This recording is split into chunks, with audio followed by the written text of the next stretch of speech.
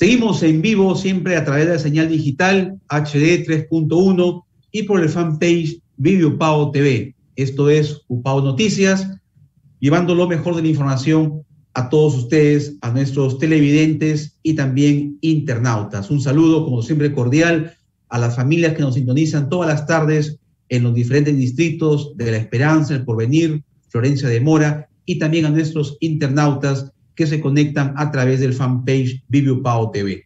5:41, como dijimos al empezar el programa, está celebrando su 7º aniversario de vida institucional, el establecimiento de salud Upao Florencia de Mora, gracias a un convenio de cooperación interinstitucional que se suscribió hace 7 años y, como lo hemos destacado también, gracias a una iniciativa de quien fuera rector de esta Casa de Estudios Superiores, el doctor Víctor Raúl Lozano Ibáñez. Vamos a conversar el día de hoy, siempre en el marco de brindarles la mejor información a ustedes respecto a la pandemia. No podemos bajar la guardia. Sabemos que está predominando en el país la variante Delta de la COVID-19. En Trujillo ya se han registrado 21 casos, lo ha confirmado el gobernador regional. Entonces hay que estar atentos, utilizando, aplicando y respetando los protocolos de bioseguridad. Está con nosotros esta tarde para conversar sobre las secuelas o la que se conoce como las afecciones posteriores a la COVID-19, el doctor Víctor Lozano. Él es médico internista, quien labora en el establecimiento de salud Upao Florencia de Mora. Doctor Lozano, bienvenido a Upao Noticias. Muy buenas tardes. Buenas tardes, ¿qué tal? Bien, un placer. Igualmente, a través de usted, le expresamos nuestro saludo a toda la comunidad médica, profesional y administrativa que labora en el establecimiento de salud Upao Florencia de Mora en ese aniversario institucional. Que sigan los éxitos al servicio de la mejor calidad de vida para las familias del distrito y otros lugares. Doctor Lozano, para que el público, siempre es importante refrescar la memoria, no podemos bajar la guardia. Hay personas que ya aparentemente se las ve por las calles, ya a veces infringiendo los protocolos de bioseguridad, como si ya hubiéramos superado esta pandemia y estamos todavía en medio de ella y posiblemente muy cerca a una tercera ola que esperamos no se concrete, o de concretarse, como decíamos ayer con un médico infectólogo, el doctor Alex Castañeda, esperamos que sea una ola muy pequeñita, no en las olas grandes que suelen percibirse en nuestros balnearios. Doctor, ¿cuáles son, para que el público conozca y recuerde, los síntomas primero de esta enfermedad de la COVID-19? Ya, a ver, principalmente, o mejor dicho, para comenzar, para ponernos en contexto. El coronavirus realmente es un virus, pero que ataca más a animales, ¿ya? Unos cuantos coronavirus a lo largo de la historia han logrado mutar y atacar a los seres humanos, ¿ya? O sea, no es de la gran mayoría, ¿ya? En animales, lo que causan frecuentemente son infecciones gastrointestinales, ¿ya? En humanos, al pasar, han mutado para afectar quizás un poco más intensamente las vías respiratorias. De ahí que tenemos algunas pandemias antes del 2000 y las más famosas, que son pues la del SARS en el 2002, la del MERS en el 2012, si es que no me equivoco, y actualmente pues la del COVID, ¿ya? La del SARS-CoV-2, ¿ya? Que es el virus. Ahora, tenemos que también hablar sobre que la enfermedad del COVID-19, ya que es una enfermedad causada por el coronavirus, no es específicamente el virus el que comienza a atacar al cuerpo, ¿no?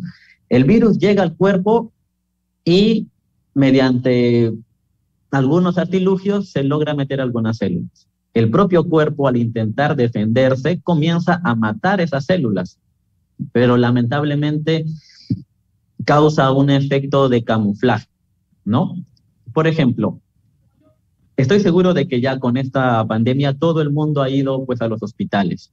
Todo el mundo ha visto al personal de salud en general usar los trajes, las escafandras, los mandilones, ¿ya? Es imposible diferenciar qué personal es médico, qué personal es enfermera, qué personal es técnico, qué personal es administrativo, ¿ya?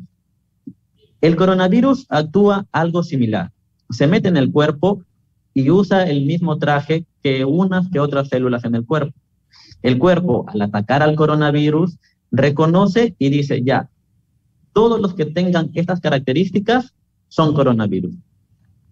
Lamentablemente, hay muchas otras células que se parecen y el cuerpo termina atacando a las células del propio cuerpo, que se parecen a algunas partes del coronavirus, ¿no?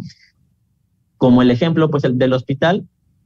Así pongámonos en la suposición de que se detectó que, no sé, el personal médico, hay que descubrir cuál es el personal médico y hay que sacarlo del hospital, por X razón. Pero como todos están vestidos iguales, lo que se hace es sacarlos a todos. Claro, no es justo. No se puede distinguir directamente quién es quién. ¿Quién es quién? Entonces, ya, no es justo. Eso pasa, doctor, a nivel interno en nuestro sistema. Nuestras mismas células, ante no identificar, se autodestruyen. Se autodestruyen. Entonces, ahí viene la principal causa. Va a funcionar como una gripe común y corriente. Las gripes comunes y corrientes, las gripes estacionales, pasan un cierto tiempo, 3, 4 días, 7 días, desaparecen. Damos los medicamentos que son los sintomáticos para disminuir los síntomas, ¿ya? Para que de 7 días pasen a 3 días, pero nada más, no atacamos a un virus, ¿ya? En el COVID pasa lo mismo, solamente de que esta sintomatología es un poquito más exigente. Ese malestar de cuerpo que siente uno, que se reconoce como que lo hubiese atropellado un camión, que algunas personas dicen dolor de huesos, fiebre, malestar que te dura 24 horas, a lo mucho 48 horas en una gripe común y corriente previo al 2020, se mantiene en el SARS-CoV-2, ¿no? Se mantiene en la COVID-19 por 3, 4 días, 5 días. La fiebre también. Es una de las características. Lamentablemente, no es específica, ni tampoco es muy sensible. Ante cualquier síntoma de resfrío, ya sea moquitos, pérdida del sabor, porque no es característico tampoco del SARS-CoV-2, que se pierda el sabor a sal. He tenido muchas consultas, colegas, amigos, perdí el sabor a las comidas, tengo el COVID. Quizás en verano es muy probable, pero en invierno, ante las demás infecciones respiratorias, hay que saber diferenciarlo, y eso siempre lo tiene que hacer un médico. No ir a la farmacia y preguntar al farmacéutico, al vecino, al familiar. Siempre se tiene que corroborar con un personal de salud calificado para eso. Sí, doctor, si permite, por favor, una interrupción, doctor Lozano, claro. Brevemente.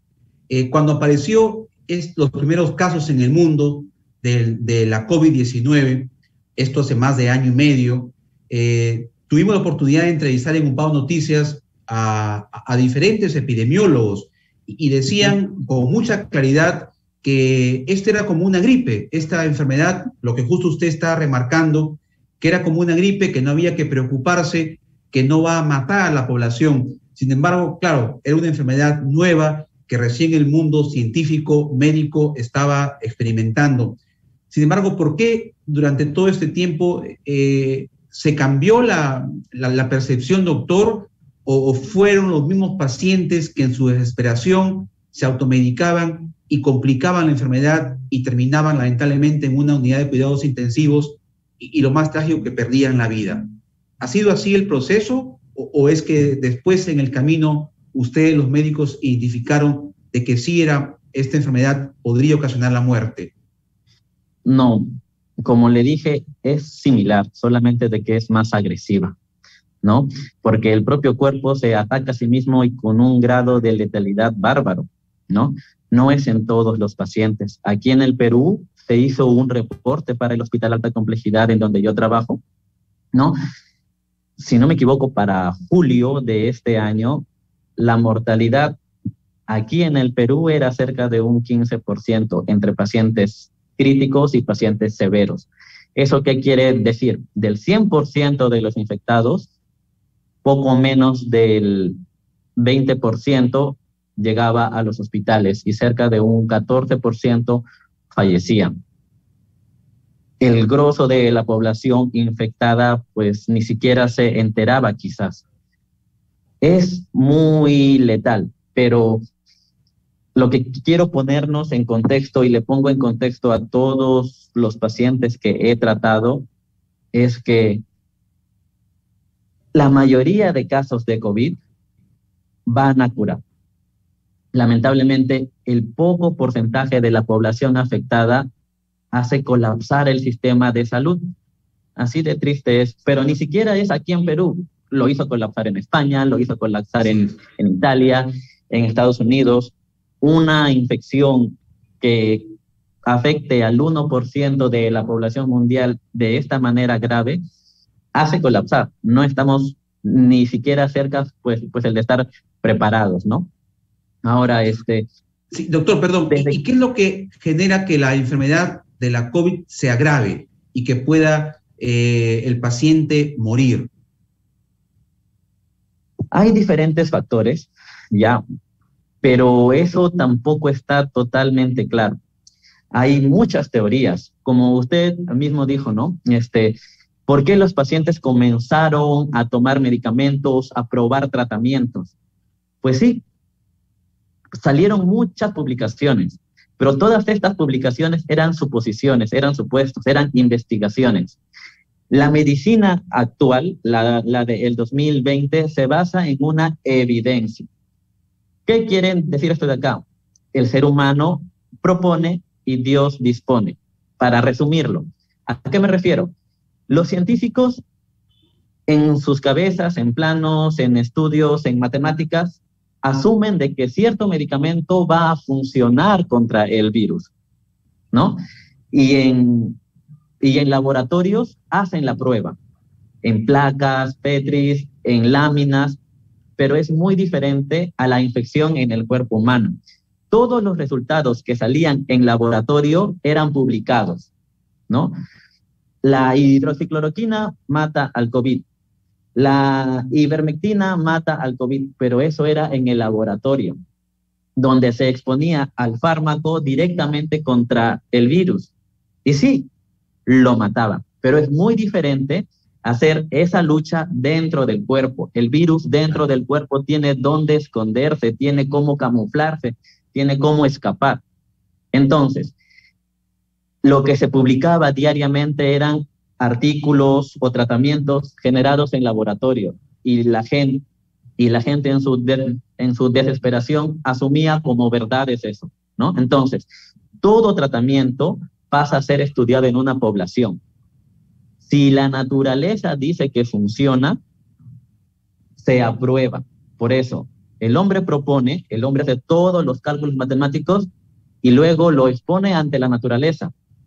Y si es que los estudios, ensayos clínicos, que así se llaman, salen bien, se aprueba. De lo contrario, no. Y es lo que pasó con muchos fármacos. Lamentablemente, comenzaron a automedicarse y los efectos adversos se veían luego. Los efectos deleterios del tratamiento se veían luego. Pasó con los antibióticos, lo que se llama presión selectiva. Comenzamos a matar a las bacterias buenas y las bacterias malas comenzaron a poblar el cuerpo. Llegaban a los hospitales y ya no podíamos hacer nada. Y también, doctor, el famoso dióxido de cloro, que también fue una situación que complicó mucho más a las personas, a los pacientes. Claro, el dióxido de cloro, hasta tuve pues el de familia que lo tomaba y era casi imposible controlar eso, ¿no? Pues las publicaciones o los videos en las redes sociales eran bastante, ¿no? Pero solamente eran hablando, entonces claro. No había incluso, doctor, perdón, habían incluso hasta médicos jóvenes como usted que salían en sus fanpage diciendo yo he tomado dióxido de cloro y he sanado a mis pacientes y yo también me he sanado. Y esos testimonios obviamente que alimentaban mucho más la necesidad de las personas de consumir el dióxido de cloro. Bueno, ¿qué puedo decir con eso, no? Gracias a Dios, el Colegio Médico y el MINSA sacó los protocolos, lo que se estuvo esperando todo el año pasado. Por más que dijéramos, no den esto, no den aquello, no había una sanción para los que sí lo daban. Luego que salieron los protocolos, ya el personal de salud se exponía a sanciones si es que no seguían los protocolos. Y eso ayudó enormemente a controlar esa sobremedicación o mala medicación que se llegaba a los hospitales, y los pacientes comenzaron a salir. Gracias a Dios, llegó un poco tarde, pero llegó. Bien, doctor. Ahora ya para ir culminando esta entrevista, que está muy interesante, porque nos hace reflexionar acerca de que todo este más de año y medio que hemos vivido y seguimos viviendo por esta pandemia, ¿cuáles son las secuelas? ¿Cuáles son las afecciones posteriores a la COVID-19? Las afecciones, hay afecciones físicas y afecciones psicológicas, que quizás la mayoría no está tomando en cuenta. Las afecciones físicas principalmente son las respiratorias. Algo curioso con esta enfermedad es de que sí, si bien los pacientes que son hospitalizados tienen un grave daño pulmonar, o los que deberían ser hospitalizados tienen un grave daño pulmonar, a comienzos del año pasado se creía de que este daño pulmonar era una fibrosis. Por las imágenes que se veían en las tomografías, eran muy similares a la fibrosis. Y las fibrosis no son recuperables, son cicatrices, ya no sirven. Pero 9 meses luego, en los controles de los pacientes, se veía de que sí, que esa lesión vista en las imágenes de la tomografía desaparecían y recuperaban. Entonces, muchos pacientes que fueron dados de alta, que llegaron muy graves y lograron salir hasta con oxígeno pues a domicilio, con el pasar de los meses van recuperando hasta llegar a estar sin oxígeno, y lamentablemente pues no quedan igual que antes, pero muy similar. Hay una recuperación. Muchos pacientes creen de que se van de alta y se recuperan a la semana. Lamentablemente no. Van a quedar con un cansancio al menos por los siguientes 4 o 6 meses. Otro, el dolor de la espalda, del tórax. El ser humano está hecho para respirar y no darnos cuenta. Nadie nunca piensa, voy a tomar aire, voy a botar el aire. Pero en esto del COVID y con la dificultad que causa, no estamos respirando bien. Tenemos que respirar hondo. Y el cuerpo no está hecho para respirar hondo unas 4, 5, 6 veces por minuto. Entonces es una carga muscular. Es como si es que fuéramos al gimnasio y levantáramos una pesa de 2 kilos por 1 hora. Nos va a doler, nos va a cansar. Aunque sean solo 2 kilos. Imagínense un paciente que está en este ejercicio por 7 días. Va a quedar con el dolor. ¿El dolor va a pasar? Pasa. ¿No? La parte de la nutrición, ¿salen muy delgados de los pacientes? Sí, porque es como si es que estuvieran esos 7 días trotando sin parar. Están corriendo prácticamente y sin parar 7 días. Se van a desgastar. Con el tiempo van a recuperar. Y una de las afectaciones que yo creo y que veo bastante aquí en este hospital en Florencia de Mora son las afectaciones psicológicas, que ni siquiera son características de los pacientes que han tenido COVID, sino de la población en general. Personas que estaban acostumbradas a salir a vender en la calle, tienen su edad y salían a vender en la calle y luego están encerrados en casa.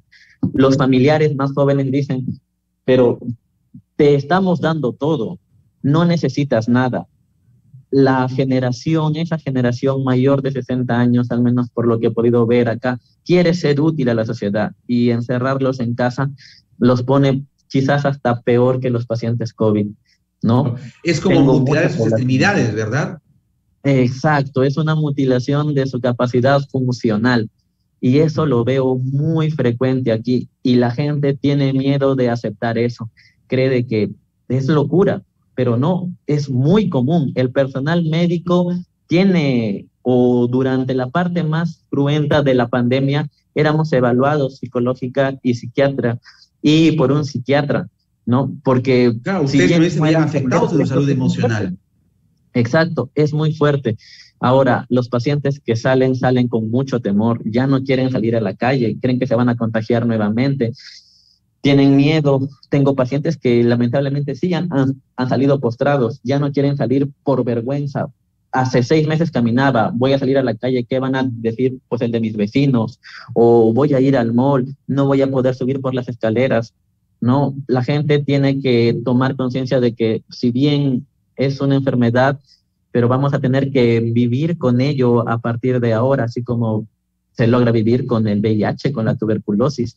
Va a ser parte de las infecciones anuales que puede dar, ¿no? Entonces hay que trabajar en esa parte psicológica. No es mi campo, pero es algo que estoy viendo mucho y que a veces pues no me abastezco, ¿no? Bien, doctor.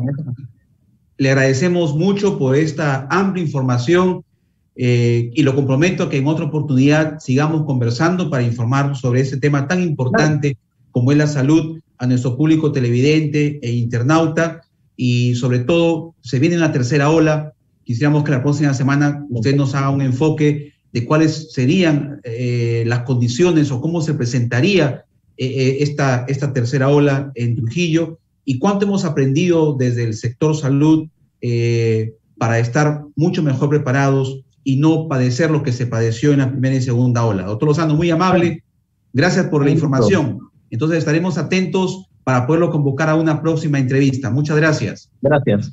Hasta luego. Bien, estuvimos con el doctor Víctor Lozano, médico internista del establecimiento de salud UPAO Florencio Mora, haciéndonos una amplia información, explicación muy didáctica, muy pedagógica de lo que es la COVID-19 y sus afecciones en pacientes que tuvieron esta enfermedad. Señores, no podemos bajar la guardia, sigamos cuidándonos, use su doble mascarilla, mantenga su distancia física y lavado de manos, que es muy importante. Gracias por la sintonía, nos reencontramos el día de mañana. Muy buenas tardes.